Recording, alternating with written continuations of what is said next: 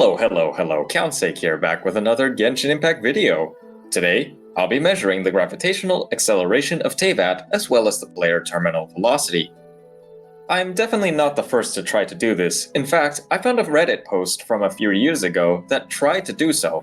Though, after reading through it, I can't deny that I was skeptical of the assumptions made and the end result especially, so I'll have at it myself.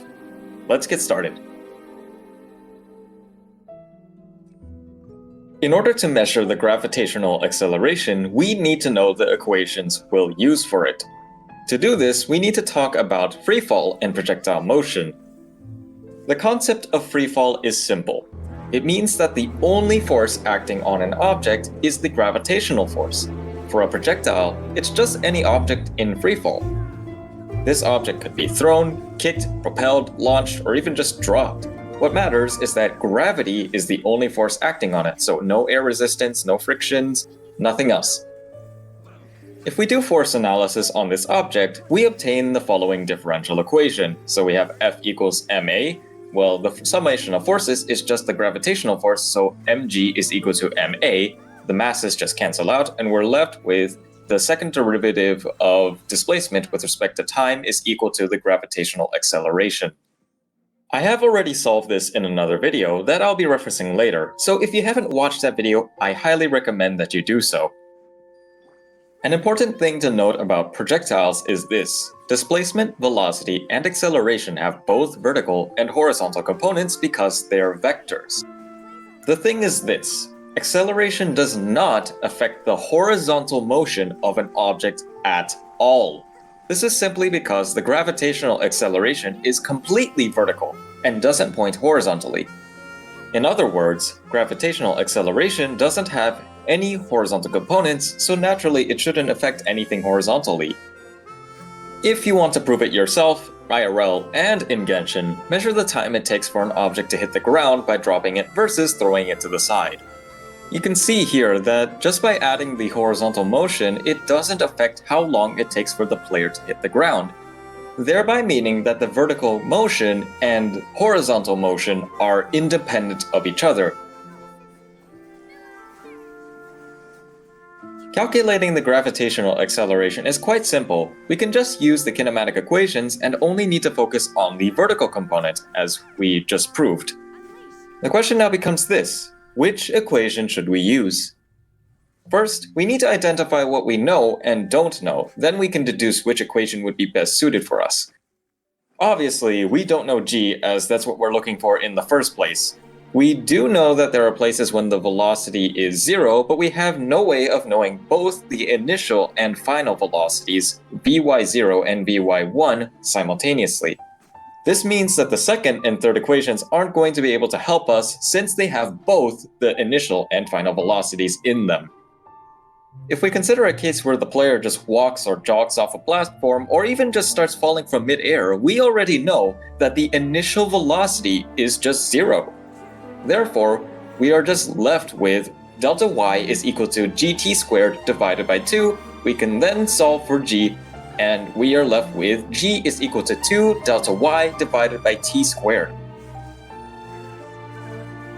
You might be asking, how do we determine the height delta y? Lucky for us, a certain YouTuber by the name of Sacke decided to come up with a method to measure distances altogether. Anyway, using the method I showed in the video, we can measure delta y pretty easily by measuring the time it takes to reach the ground while gliding.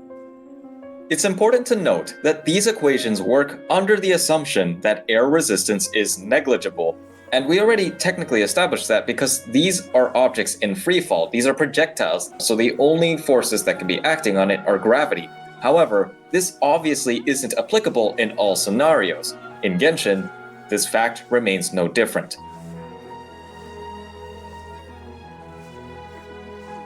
It's kinda a meme to neglect friction or air resistance in physics, or just a meme in general to keep ideal circumstances. Well, the thing is, in Genshin, we can't always use these ideal conditions like neglecting friction and air resistance. If the player is falling for a long enough period of time, you might notice that they stop falling faster and instead fall at a constant speed. This behavior is not shown in the much simpler kinematic equations. The polynomial equations just show that the velocity would continue to increase further and further, at least until it hits the ground. The maximum falling velocity of an object in a fluid is called the terminal velocity. The reason why this occurs is because of something called the drag force. The drag force is a resistive force exerted by a fluid on an object moving through it. In short, the drag force magnitude is directly proportional to the current velocity of an object. If you're moving fast through a fluid, there will be more drag force. If you're slow, there isn't much resistance. If you've ever started running, you might feel a lot more wind in your face and whatnot. That's pretty much the drag force. If you're just walking, you don't feel it as much. So again, the faster you move, the more you feel the resistive force of the drag force. The question is, why is there a maximum falling speed? Let's analyze the forces acting on a falling object. Here we can see that there are three forces: the gravitational, drag, and inertial force. We only need to focus on the gravitational and drag forces.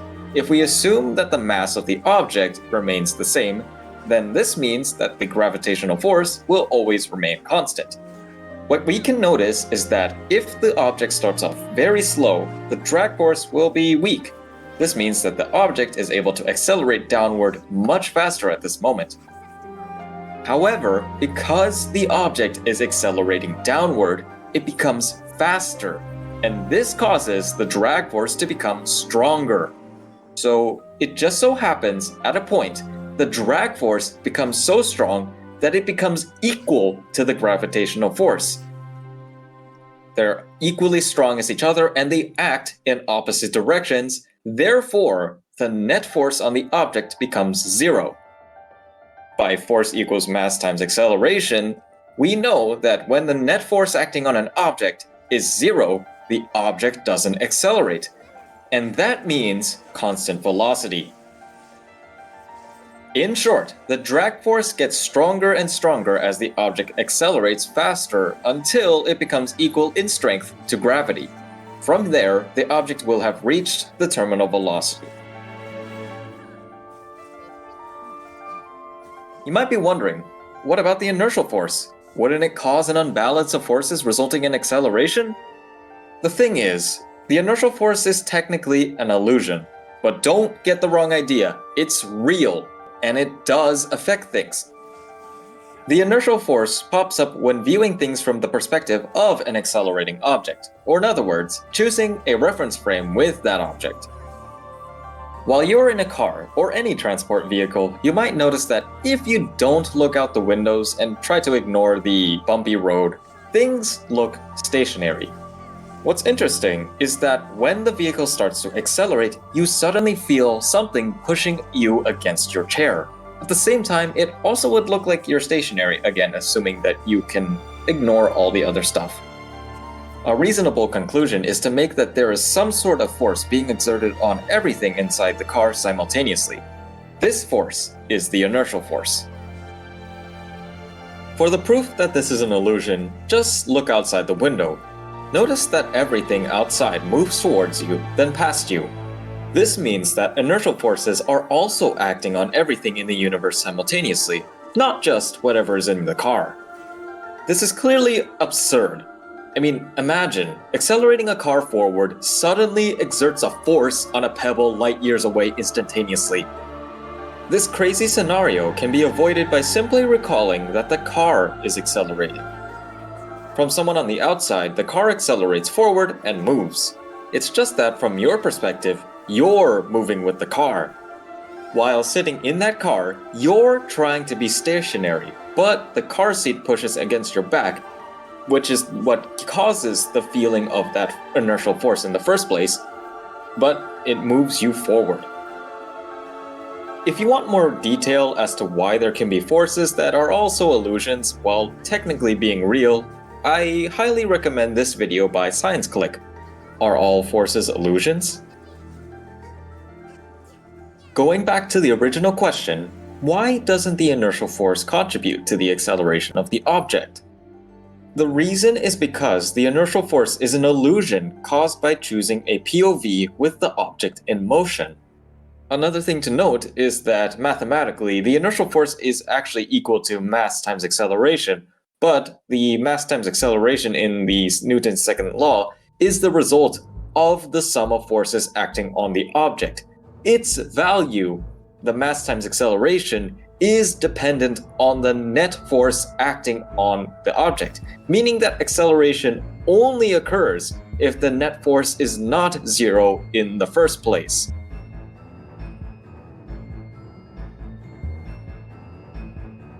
Now, here is where things get difficult. We don't have a simple way to measure velocity without knowing both the distance and time taken to travel that distance. Instead, we'll have to derive new equations for ourselves. Consider an object with mass m being dropped. When we say something is dropped, its initial velocity is 0. We'll also just assume that our y position starts at 0 to make things easier for us. I'll define the positive direction to be downward, which is in the same direction that the object will fall. We know that the gravitational force will point downward.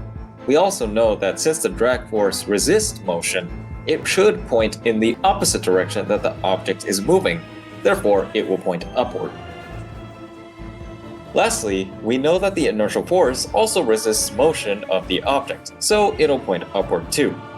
If you don't want to think about the inertial force, you could construct a kinetic diagram where the mass times acceleration will point downward, which again is in the positive direction. Whether or not you choose to think about things in terms of the inertial force or maybe using a kinetic diagram, you should end up with the same differential equation. The second derivative of displacement with respect to time plus k times the first derivative of displacement with respect to time equals to the gravitational acceleration, where k is simply just the drag force coefficient divided by the mass. This is a linear, non-homogeneous, second-order, ordinary differential equation. I'll show two ways to solve it, one long way and another just a bit shorter. When dealing with linear, non-homogeneous differential equations, we can assume that the solution, which is to solve for y, is the sum of two solutions: the homogeneous or complementary solution, and the particular solution. The homogeneous solution is solved by taking the differential equation and setting the sum of the derivatives equal to 0. From here, we can assume that the homogeneous solution should take the form of the exponential function e to the x with an exponential constant lambda that we need to solve for. Next, we can solve for the derivatives and substitute the assumption back into the homogeneous form of the differential equation. This results in a polynomial equation so that we can solve for multiple values of lambda. Since the polynomial is of degree 2, we should have two values for lambda. This means that our homogeneous solution is the sum of two different exponential functions, one for each lambda value. You should also note that each term needs to be multiplied with a constant. This is like adding a constant after integration, so this should feel familiar. With that, we've solved the homogeneous equation, but that's just half of the solution. For the particular solution, we can assume that its form should look like its homogeneous solution.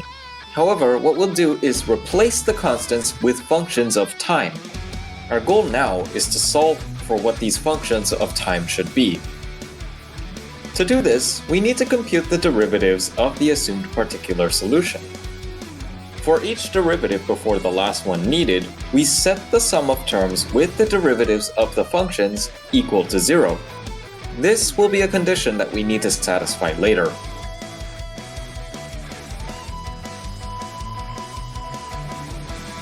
Then, we can substitute the derivatives into the differential equation for the particular solution. And lastly, we can use a system of equations to ultimately solve for the functions, and this yields the particular solution.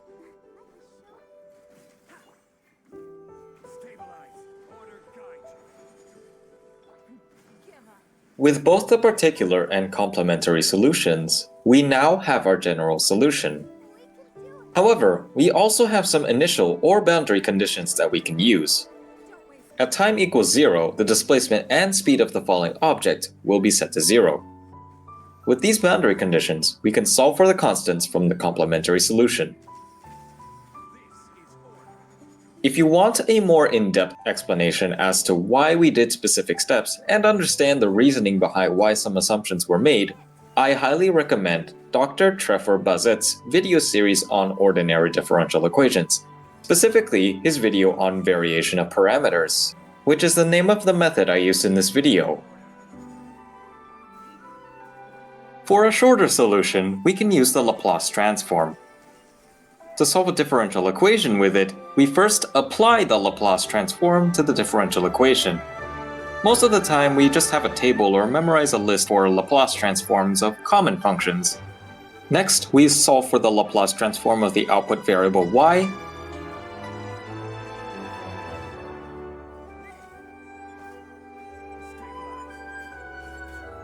and from here, we can apply partial fractions to simplify the equation.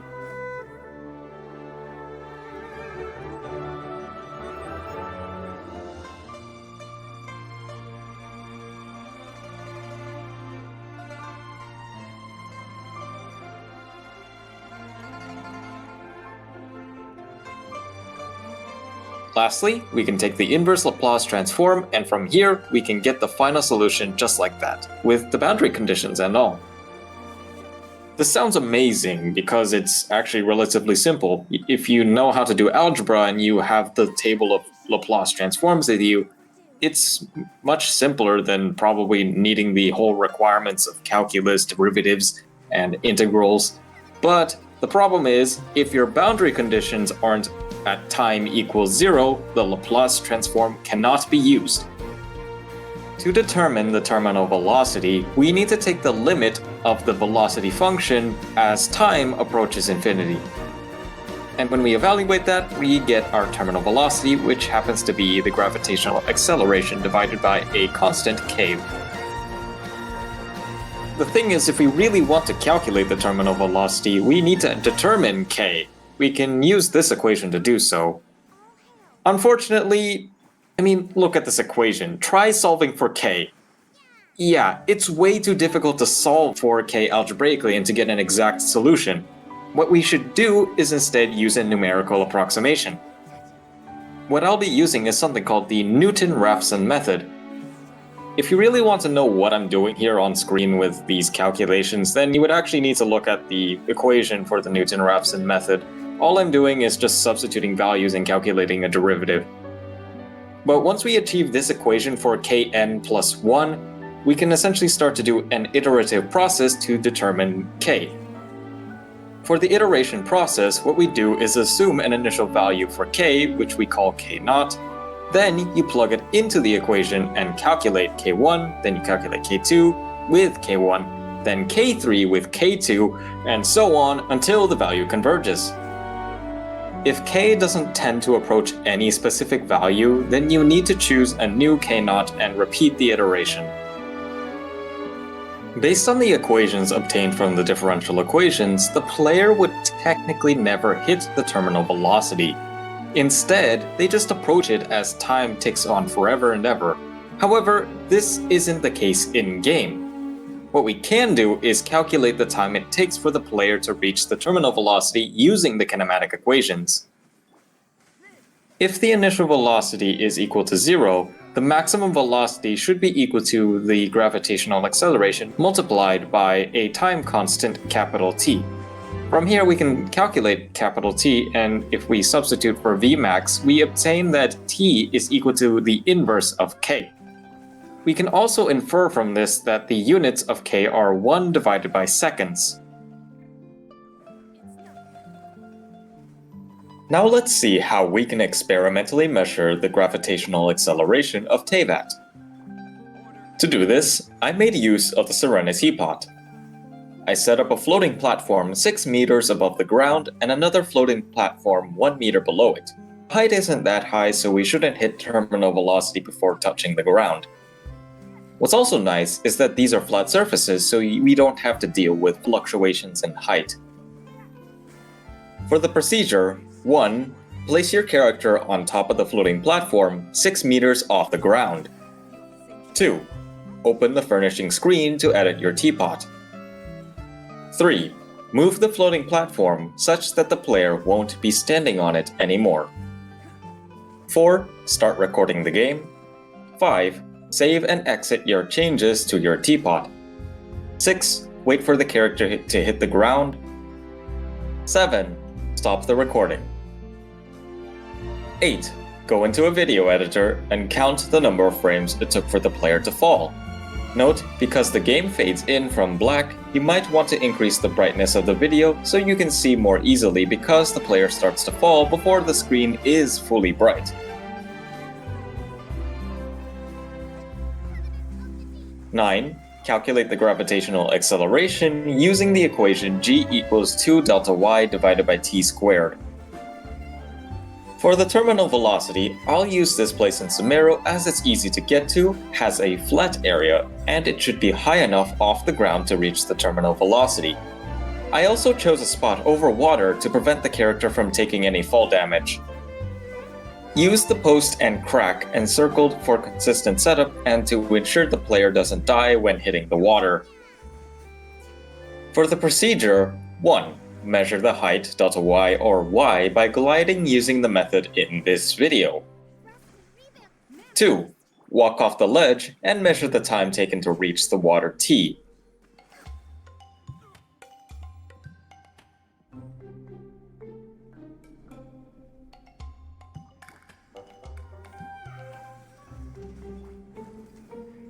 3. Calculate k, then use it to determine the maximum velocity or terminal velocity.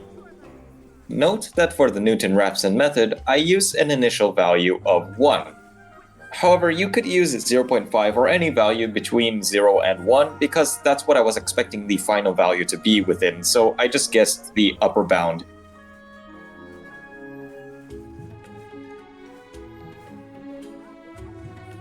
From the table shown on screen, it can be seen that among the different base models presented in-game, the medium-sized male model does have the largest gravitational acceleration while the tall male has the smallest. However, taking a closer look, the averages are pretty close to each other and it seems likely that they all have the same acceleration.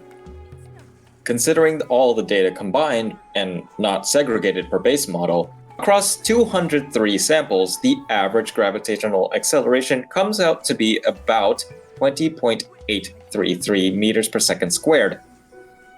Based on this, I personally believe that the actual gravitational acceleration is likely to be 20.85.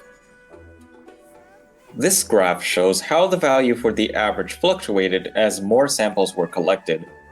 Early on, I couldn't help but feel like the average wasn't converging to a specific value, but as more samples were collected, the average became much more stable, which is why I ended up with 200 samples.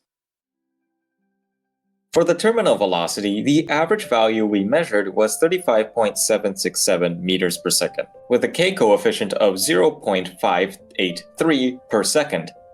This results in a time taken to reach the terminal velocity from rest of 1.715 seconds. Even with a sample count of 26, the standard deviations being relatively low made me feel much more confident in these values. So, to check if my data is actually accurate, I did a quick experiment, plotting a displacement versus time graph. If the measured gravitational acceleration is really correct, we should expect that it can accurately predict the amount of time it takes to fall a certain height. After doing a basic experiment where I start 20 meters above the ground and measure the time taken to hit the ground, I obtain this data.